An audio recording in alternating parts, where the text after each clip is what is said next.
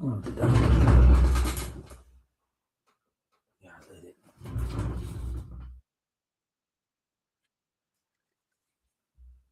everybody.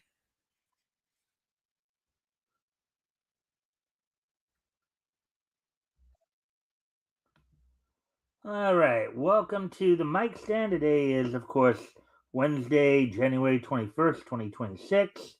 Hope everybody's having a good week thus far. Of course, this is Hump Day. Let me get one thing out of the way first. Of course, we're back after a 1 day hiatus, as it were. As you guys know, I mentioned this earlier. We had been having some issues with our connection last couple weeks here. We finally were able to get somebody out to hopefully take care of it.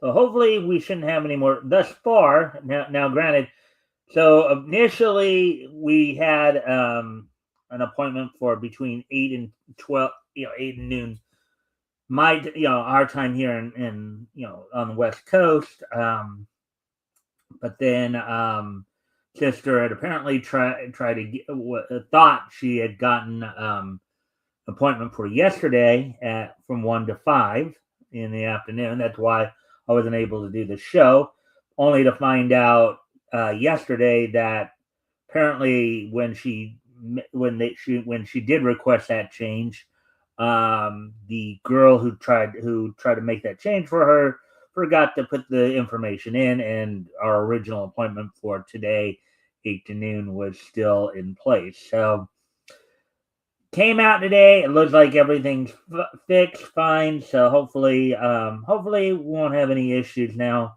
Friendly reminder to everybody, of course, if you guys haven't already, you guys can help out by liking and sharing the stream. See if we can get some more friendly people to engage. That'd be appreciated. Also, if anything here grabs your attention, feel free to comment and or ask questions, and I will try to answer the questions to the best of my ability. With all that being said, of course, since we did have some stuff to talk about other than just killing time here, I guess I'll go ahead and, as we are approaching 3 minutes here, go ahead and talk about what's on tap for tonight. So, for tonight, just have the one article I'm going to go over, and we did go over significant time on Sunday because of some of the mix up. But I do have one article I'm going to go over from Bleeding Fool, from our old friend Avi.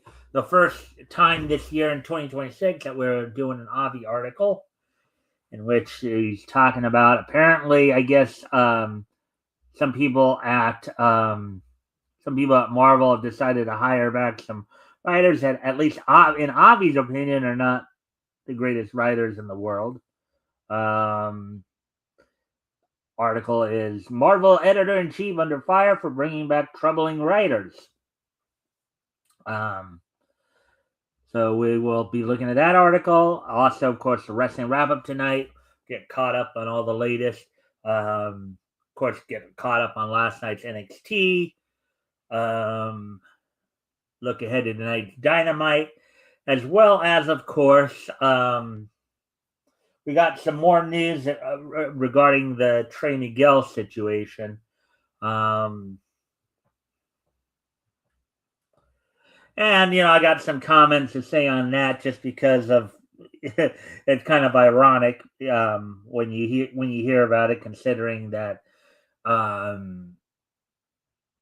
what the reason he was apparently let go, and it wasn't an AEW thing; it was a Warner Brothers Discovery. The higher ups were the ones who actually did this, and we'll talk a bit more about that. And then, of course, we'll wrap things up with this day in each history. With all that being said, I'm going to go off camera for a quick moment here. Got to take care of something real quick. And then once I take care of that, we'll get right into the material then.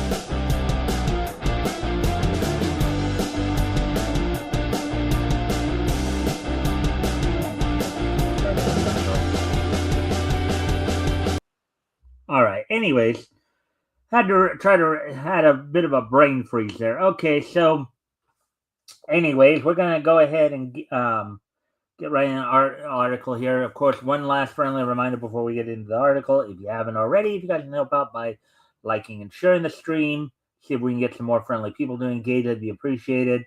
It goes for both my Rumble and my YouTube viewers. And also, if anything we talk about here tonight grabs your attention, feel free to comment and or ask questions. I'll try to answer the questions to the best of my ability. With that being said, let's get into all this. Let's get into the material here.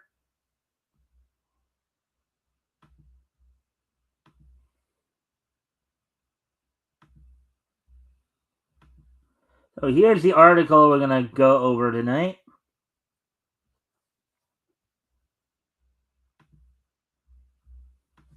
Marvel editor-in-chief under fire for bringing back troubling writers. Article by Avi Green, published yesterday. Of course, this is the first Avi article we're doing this year. So let's see what he has to say here about what's going on. So let's see what here is going on. Comic Book Club Live announced that Marvel and editor C.B. Sobolski have hired and rehired some of the worst writers to litter comicdom in the past quarter century for new writing assignments. So now, granted, that statement is more of an opinion statement. It's Avi's opinion, so just keep that in mind. But it's interesting though to see how he justifies making those statements. So, but anyways, let's and just and I neither agree nor disagree with him per se.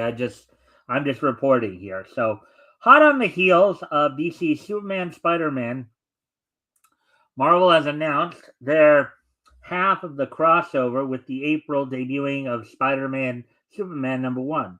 And alongside the reveals of the covers, we've got the creative teams for the book, including Jeff Johns delivering his first Marvel work in 2 decades, and Brad Meltzer writing for Marvel for the first time ever. Now, I guess this is from the Comic Book Club Live article that Avi's referencing here. Meltzer will write the lead story alongside artist Pepe Larraz, featuring the titled characters. In addition, Dan Slott and Marcus Martin will tackle Spider-Man Noir meeting Golden Age Superman. Spider-Man Noir meeting so Earth 2 Superman, basically. Jeff Johns and Gary Frank send the Super and Spider families against each other. Oh, that should be fun. Jason Aaron and Russell Dauterman bring the Mighty Thor and Wonder Woman. Bring on the Mighty Thor and Wonder Woman. Okay, so a couple characters so you basically got the Norse mythology going against the Greek pantheon. That's going to be interesting.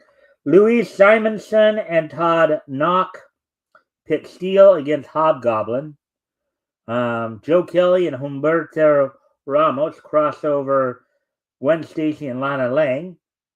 And Brian Michael Bendis and Sarah Pichelli are back at Miles Morales, and I can't believe we had him on our show last night and didn't know about this. Harumph. All right, so that was from the Comic Book Live article. So this is Avi's response to all that. Let's see how Avi responded here to that news.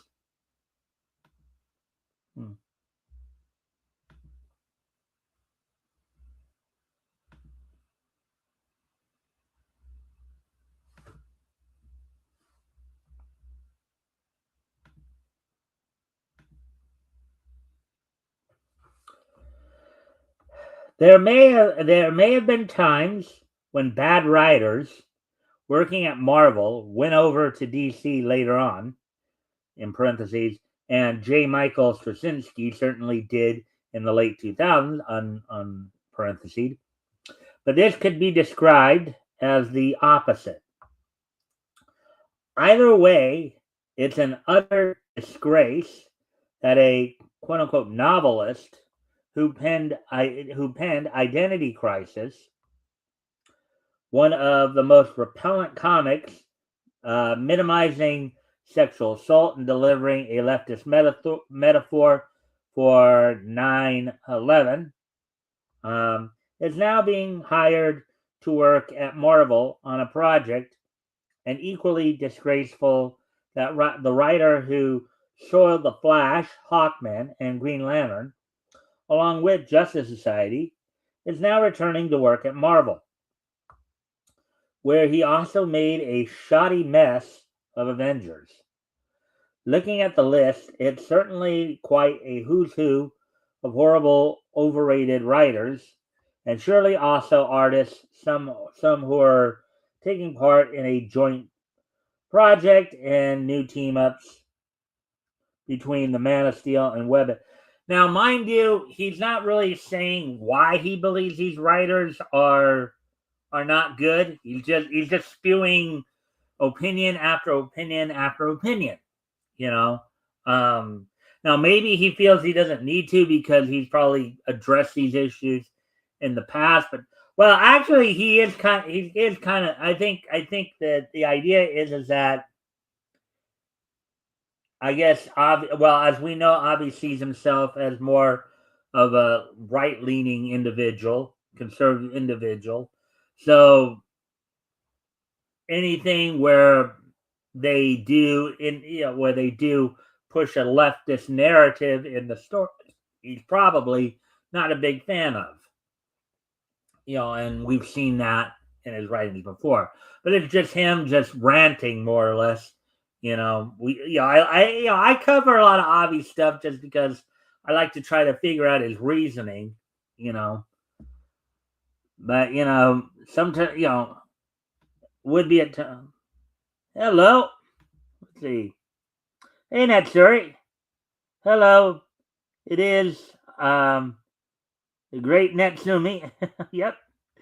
Hey, Natsumi. All right. I see you there.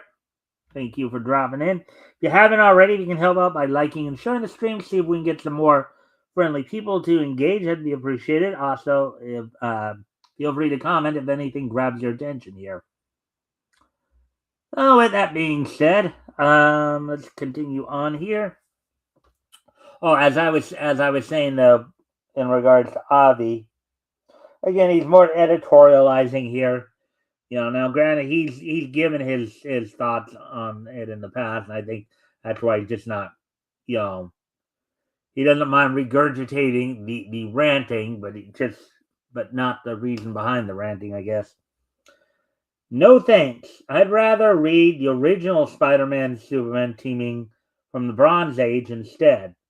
And how interesting there's at least a dozen variant covers conceived for this project. It does hint they lack faith in anybody taking interest in the brand new special, as opposed to the original, if variants are their last trick in the bag.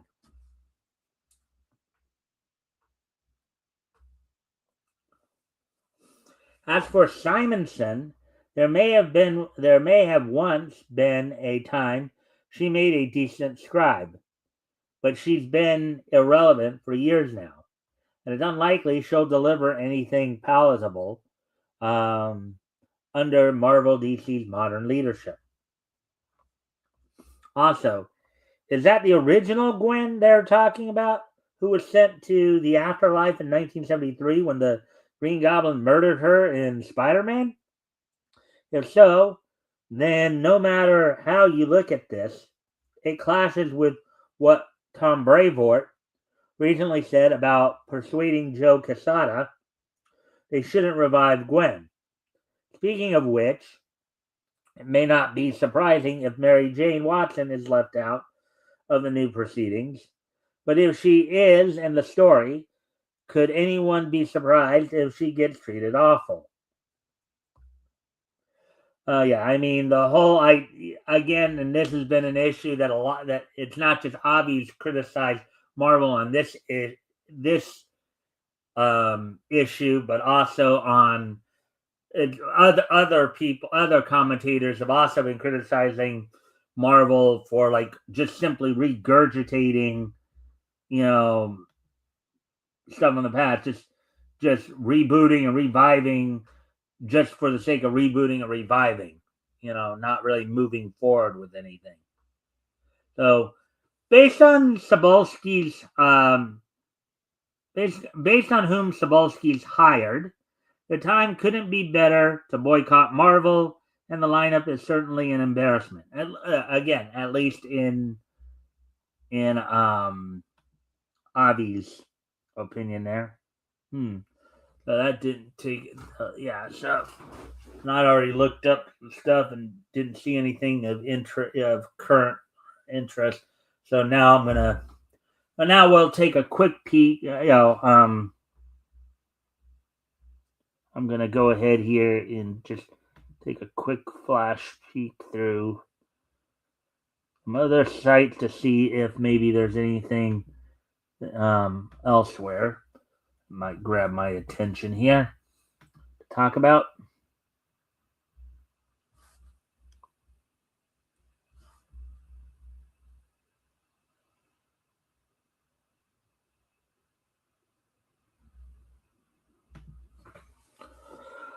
Hey, Ubisoft sued.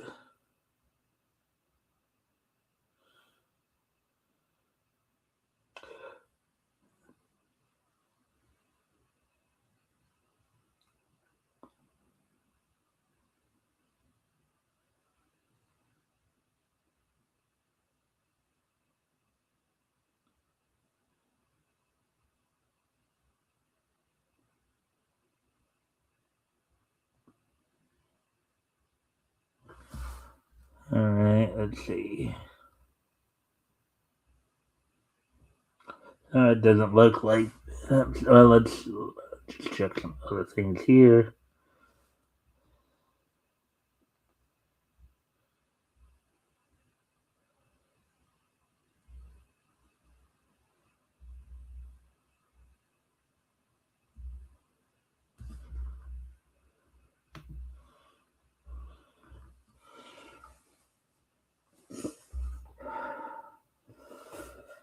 We'd already talked about that too.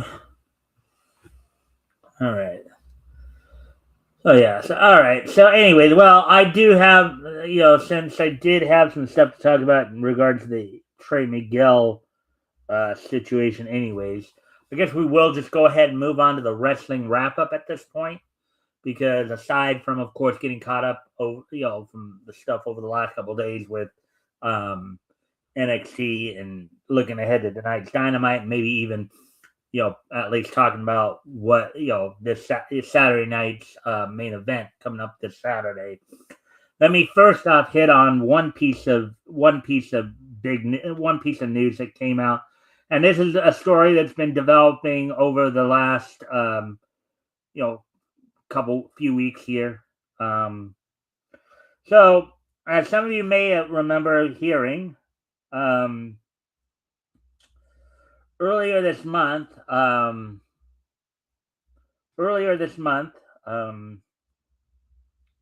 get everything set up there.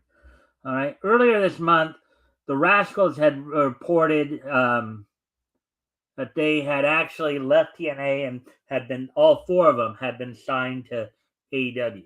That was, of course, Zachary Wentz, Trey Miguel, Desmond Xavier, and Myron Reed. But then on last night's Collision, only three of the Rascals of Wentz, Xavier, and Reed were on the show. Miguel was absent.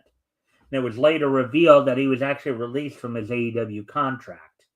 Now, details were sketchy at the time. Details were not necessarily forthcoming. But it has actually now been confirmed.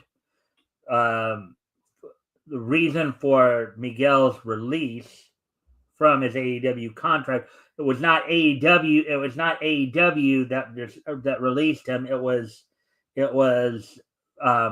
their higher ups, Warner Brothers Discovery. They had actually asked that he be, or they had basically said he needed to go. And the reason being is because apparently back in 2020, Trey Miguel had made a post, what was considered to be a somewhat homophobic post, social media post. Now, mind you, it has been reported that he has since, apologized for that. He admitted to being mistaken in making the post, and and all that. But apparently, I guess that just wasn't good enough for Warner Brothers Discovery. It was also announced that, of course, Trey Miguel would be taking some time off from wrestling, which I don't agree. I don't think that he should have had to been forced to do that. I think, and people are calling out Warner Brothers Discovery for this in part because they have a lot of people who've said other stuff on social media just as bad, if not worse. And the other ironic thing here is, if they fired Trey Miguel, why didn't they fire Zachary Wentz as well? Why didn't they release Zachary Wentz as well? Because Zachary Wentz, well, I don't know if you all remember this story for those who follow wrestling and all that. Zachary Wentz was actually released from the WWE for a few years ago for a controversial social media post that saw him upload a picture of himself doing what was believed to be the basically a National Socialist pose, as it were. If you get what I mean, now, granted, they, both Miguel and Wentz had good careers in TNA as well as the Rascals. Both very talented individuals, still more or less in their prime. Still, they're still like in their early to mid 30s. They still have a lot to be. But this is the problem with cancel culture altogether too. Yes, and our youth, sometimes we say and do things that we may ultimately regret later in life, but we shouldn't be punished for it. If since then we've changed. If that post may not necessarily reflect who he is now, right? And maybe Tony Khan and AEW saw that, but maybe the corporate people at Warner Brothers, or maybe they're just too afraid of having that cloud over their head, But I don't think unless he really feels like he doesn't want to wrestle anymore, or he feels that he does want to take a break from wrestling for other reasons, I don't think he should let this keep him from wrestling. If AEW doesn't want to, fine. And obviously, I don't see TNA or WWE re-signing him.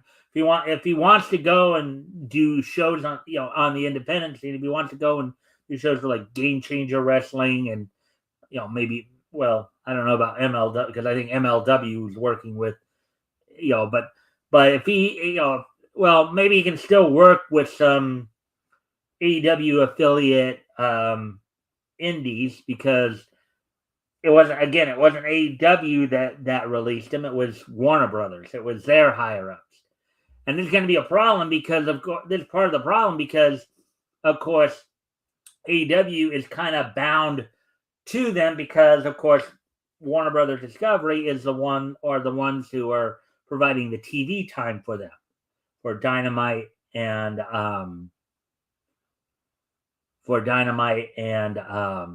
Collision. So, it is kind of a bad situation. Some people have talked about how it is a bit complicated. He said these when he was younger, and he has since apologized for it. He should not have been released. And I think a lot of fans are going to be turning on, because you've already heard that there has been some backlash over it. People have started to call out Warner Brothers Discovery for doing that. For just releasing him just because, posts that are like 6 years old that he probably doesn't even feel the same way that he did. I mean, Zachary Wentz himself had, again, as I mentioned earlier, he had a post where, it was discovered that he had a post where he was doing the National Socialist pose. And yet they decided to keep him. But if that gets out, I would not be surprised at this point if Warner Brothers Discovery, if they do look into that a little bit deeper, you'll probably see Zachary Wentz. And Wentz himself has done the same thing Miguel did. He's already apologized for that, but that may not be good enough for the people at Warner Brothers Discovery. Anyways, I need to step away from the camera. I need to go off camera here for a moment. I'll be right back.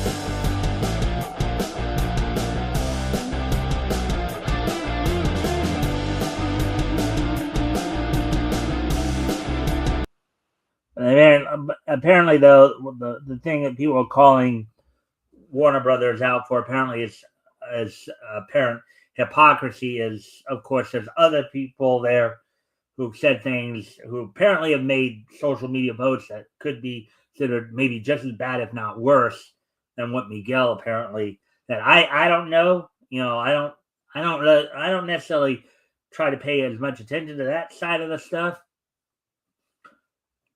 We know that, of course, we talked a lot about, Tessa Blanchard situation where she was accused of racism and she's totally denied it, and the controversy that TNA kind of brought upon themselves in regards to bringing her in, which I applauded, but I applaud that they hired her on. I don't,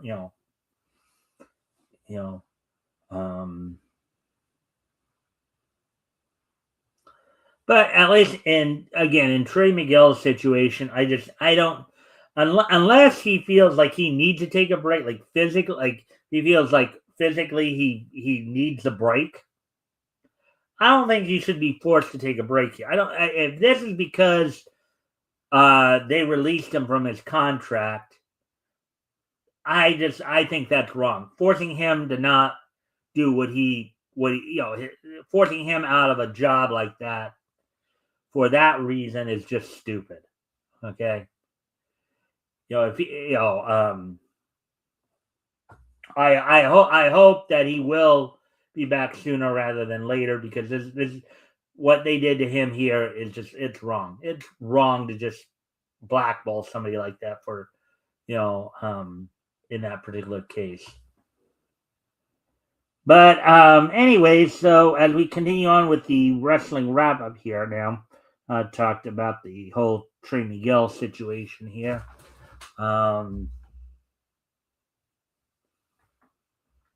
And I don't know if going to and just one last little tidbit on the Trey Miguel thing before I go into like the results and all that, results and previews for the upcoming stuff.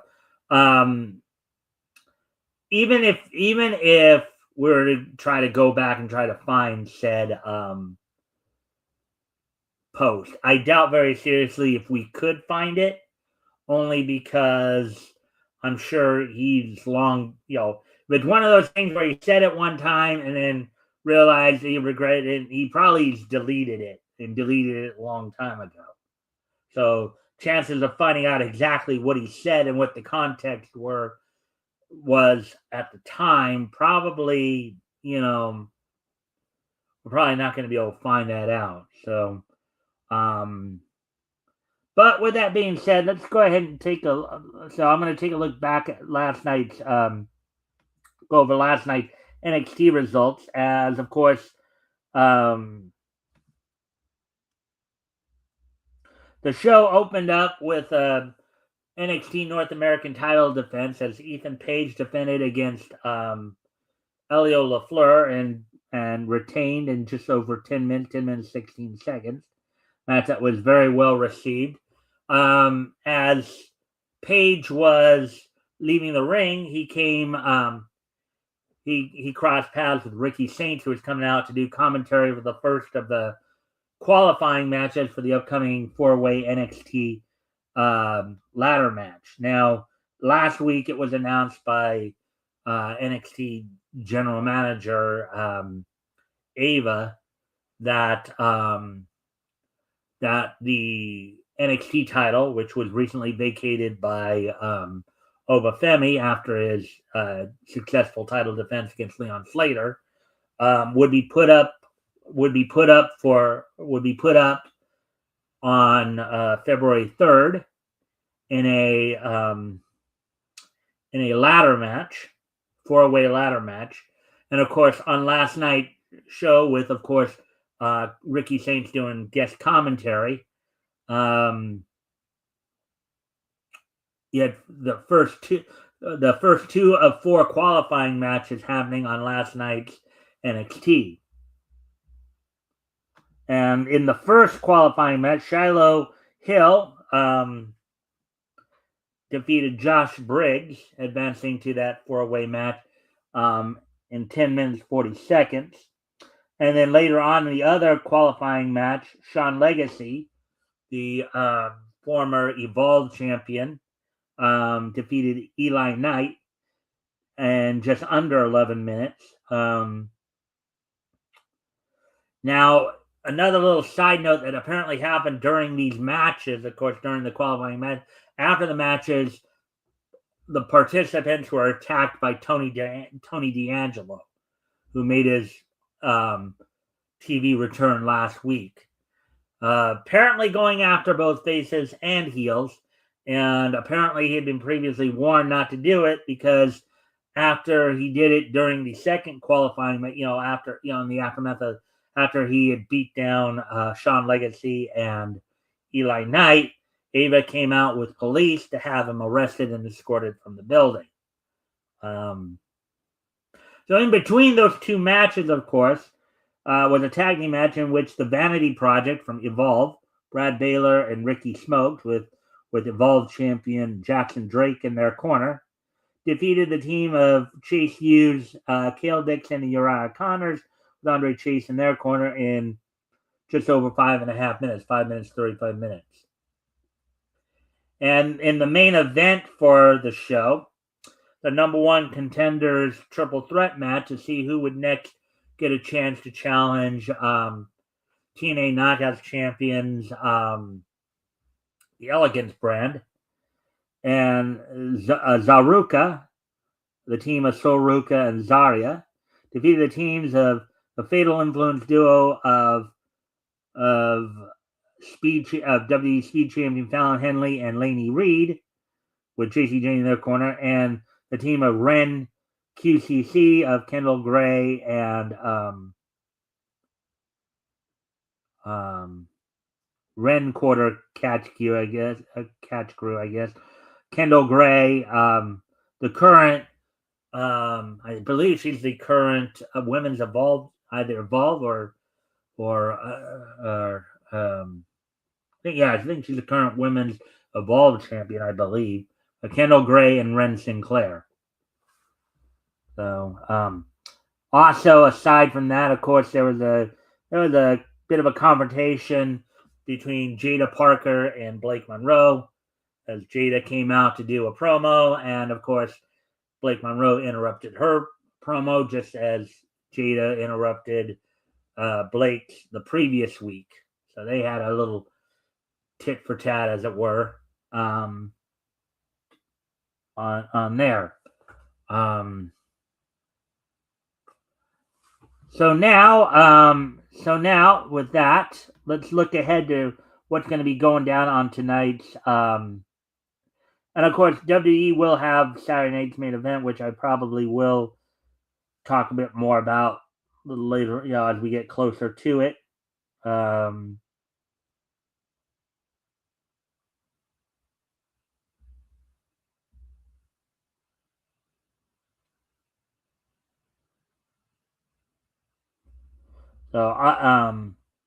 So on tonight's Dynamite, then some of these matches were set up, on last week's show, on at Maximum Carnage event.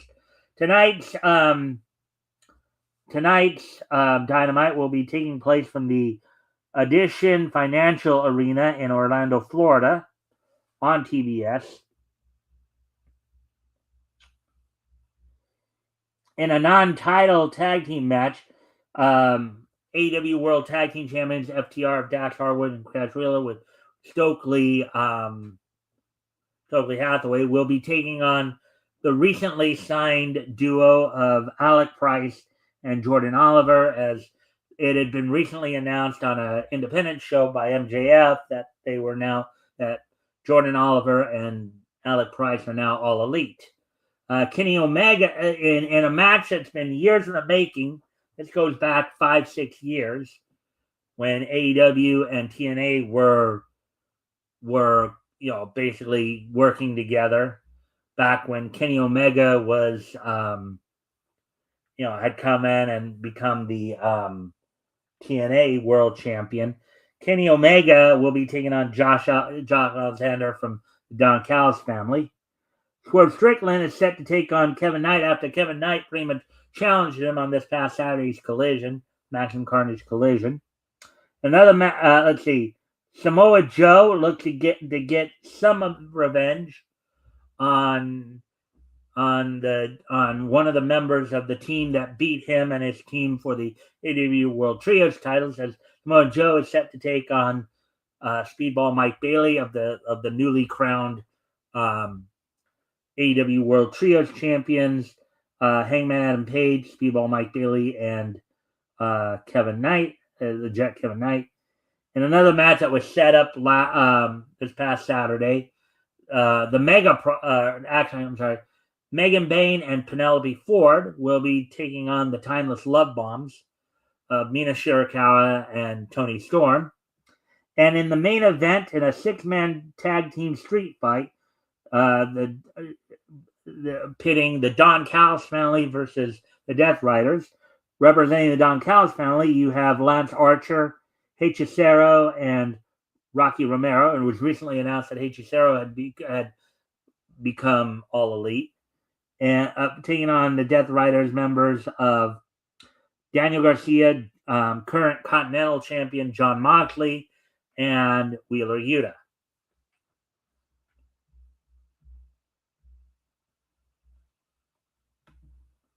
Let's see. 20 minutes, so yeah.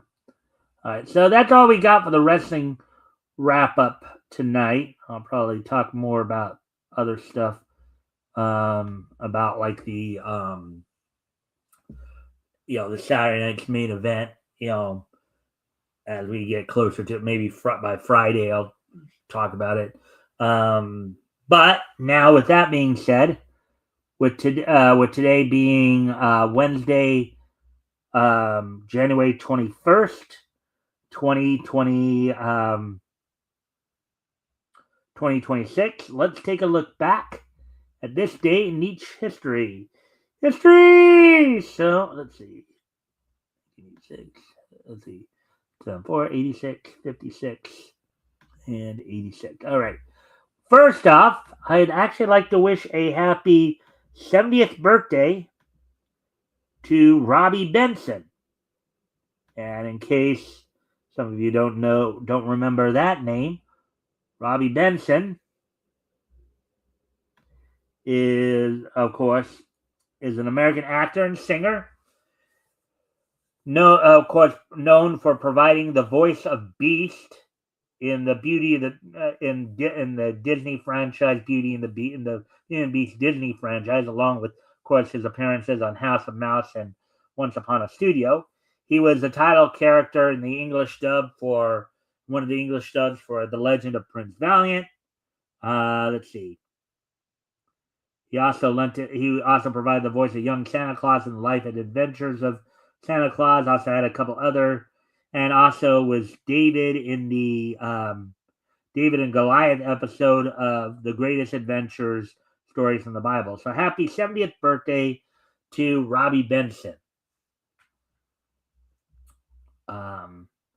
Now getting ready to move on from there. So we take care of that. Now we move ahead to the year 1980. So 1986, 40 years ago today. As on this date, 40 years ago today,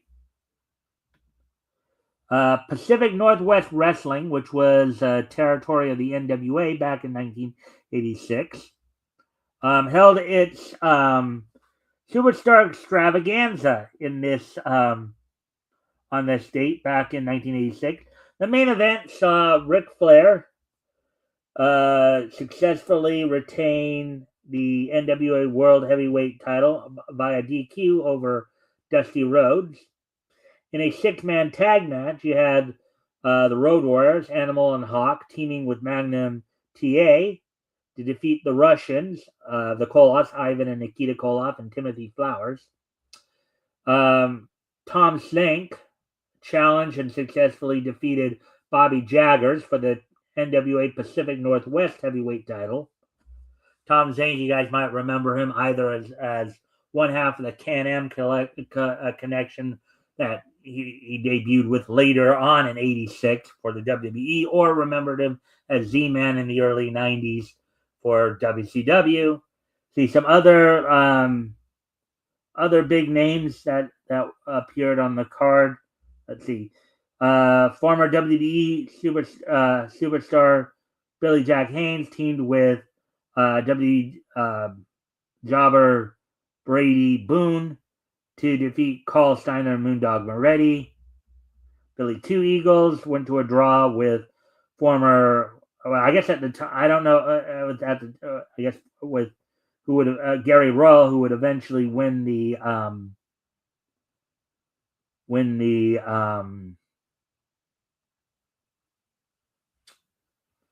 NWA World Junior Heavyweights. So on this date, 40 years ago today, Pacific Northwest Wrestling held its Superstar Extravaganza event, with, of course, being one of the many times Ric Flair retained the NWA World Heavyweight title. And 1986 is just so nice that we're going to hit it twice. As also on this date back in 1986,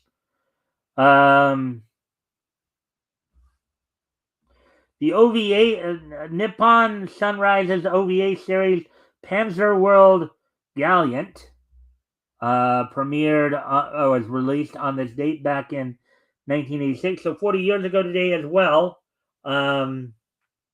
Nippon Sunrise's OVA series Panzer World Gallant was released on this date back in 1986. And now we'll move ahead to the year 2004. As on this date in the year 2004,